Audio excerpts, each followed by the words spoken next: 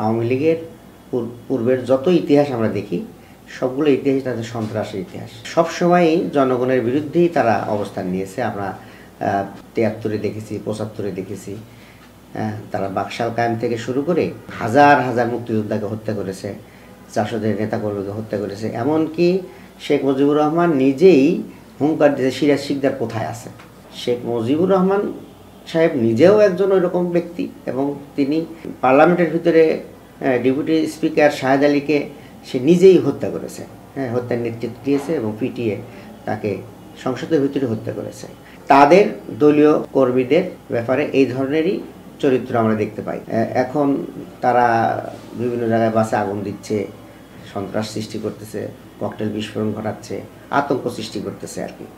তবে এইটা আমরা নিশ্চিত করে বলতে পারি যে জনগণের বিরুদ্ধে গেলে কেউ লাভবান হতে পারবে না।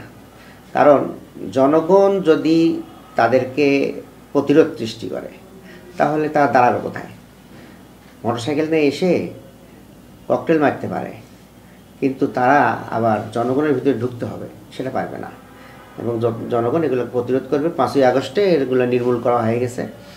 এখন আবার নতুন করে তারা আবার আসার চেষ্টা করতেছে, এগুলোকে জনগণ প্রতিরোধ করবে ইনশাল্লাহ। আসলে তারা তো প্রচুর টাকা লুটপাট করছে। এই লুটপাটের টাকাগুলো দিয়ে বিদেশে বেগম পাড়া তৈরি করছে এবং তারা এখন নিরাপদে সেখানে গিয়ে অবস্থান করতেছে।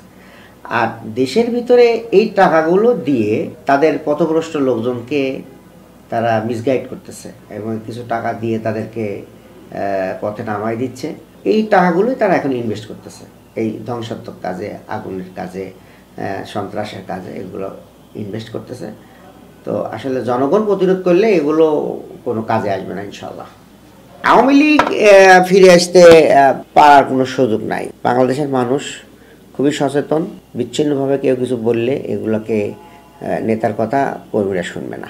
ইন্ডিয়া এবং আওয়ামী লীগ দুইটা যে একসাথে গাথা, এটার বিরুদ্ধে জনগণ, সে বিএনপি করতে পারে, জামাত করতে পারে, বাট এন্টি ইন্ডিয়ান এবং সন্ত্রাস আওয়ামী লীগের বিরুদ্ধে সবাই ঐক্যবদ্ধ। নেতাদেরকে টাকা দিয়ে কেনা যেতে পারে, কর্মীদের টাকা দিয়ে কেনা যাবে না।